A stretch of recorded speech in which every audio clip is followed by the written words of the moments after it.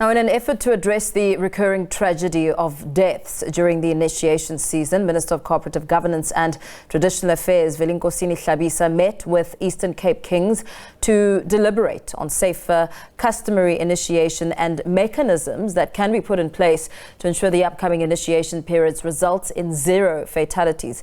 In response to a proposal of perhaps banning initiation ceremonies in some parts of the Eastern Cape for a period of time, the amaHlubi aseHerschel Initiation Committee rejected governmental interference in a largely successful customary practice. Their Secretary General Mpumelelo Makapela joins us now for more. A very good evening to you. Thank you so much for your time. Firstly, perhaps let's start off with some reaction from you, from a young man whose future is seemingly bleak after he had to, run for his life. He's in hiding, fearing death after threats of death and assault. What is your reaction to that? Good evening, Mbo, and your viewers, and thanks for having me. Yeah. It is unfortunate, Mbo,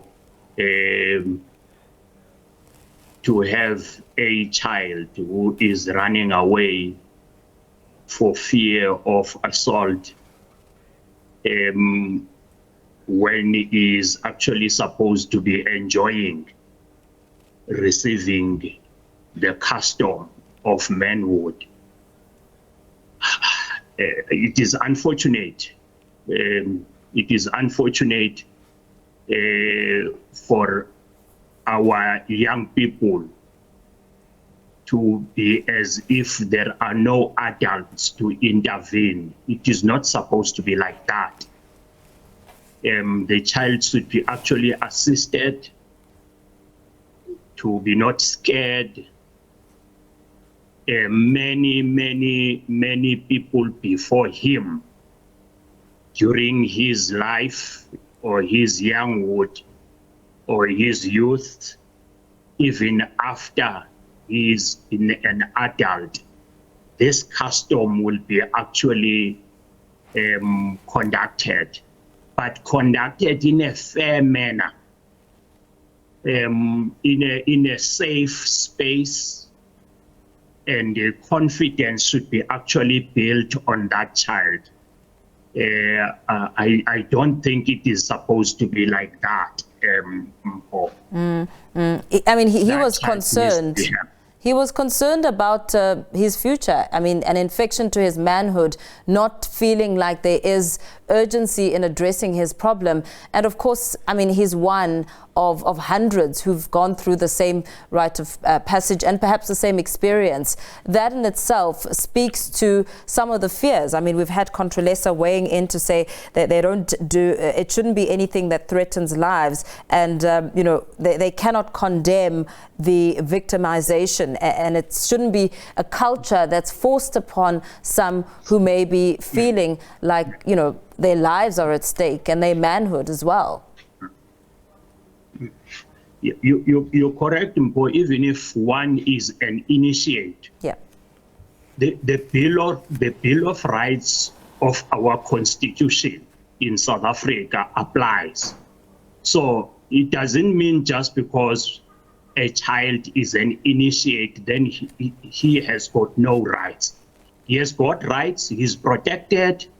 It's just that the adults, I wonder why people, or why there are no adults to actually intervene, to actually show. For instance, the child is supposed to be assisted to get a doctor to actually assist in the health problem that he is actually facing. As you and I speak about this, I mean, it points us to the direction that has been taken. There's a call for a blanket approach to ban for 2 years the initiation schools in the Eastern Cape. And I understand that you've rejected such calls. And as you and I speak, we speak about a very serious matter, a young man's life in danger. And of course, this is a young man who's fortunate to even be alive, because each year we've seen young men dying in some Eastern Cape initiation ceremonies. Surely the concerns by Contralesa and other stakeholders are then valid. Yeah, Mpho, thanks very much for that question. Mpho, indeed, amaHlubi reject the blanket approach to ban the initiation schools for 2 years in the Eastern Cape. Reason being, I'll speak on behalf of amaHlubi because that's the only custom that I know, or I lead as well. The total number, if I may actually give you that background, the total number of 613 of amaHlubi young men were brought back to their respective families, especially their mothers and siblings. Then if for the traditional initiation custom for amaHlubi is not broken, why fixing it? Meaning that surely the Contralesa is not talking to amaHlubi, especially in aseHerschel. amaHlubi do not agree with that blanket approach by the Congress of Traditional Leaders of South Africa, that is Contralesa, which had called on government to impose a temporary ban on initiation schools in the Eastern Cape. However, amaHlubi support the statement by the Minister of Cooperative Governance and Traditional Affairs, Velenkosini Hlabisa, in considering suspending the cultural practice of initiation on parts of the Eastern Cape where there is a consistently high death toll. We do actually consider that there are deaths, but in taking a decision to ban the initiation, we are in a diversity in our society that should be actually taken into consideration. So I mean, you emphasize that there are deaths.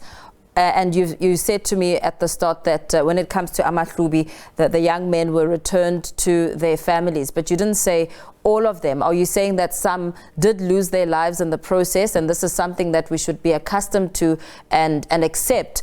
Is there no way to ensure that all the young men who go there for their rite of passage return to their families safely and healthy and well?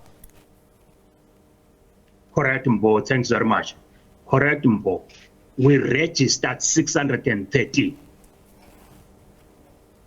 boys for the initiation school.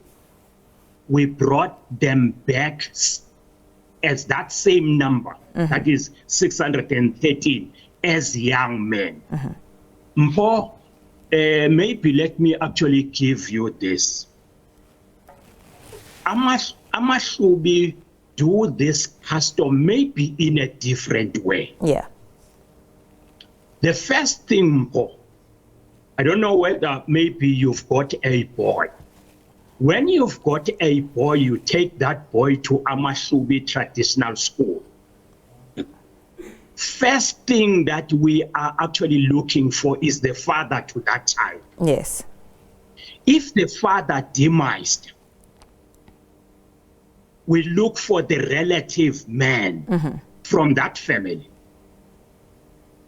But if he is still alive, he has got a responsibility, whether they are in a separation with the mother, that doesn't concern the child. When the child sees other fathers visiting their sons, he must be able to say, this is my father. By so doing, you are building a self-esteem to that child. For instance, this child who is actually running away that you've gave here as an example. Yes.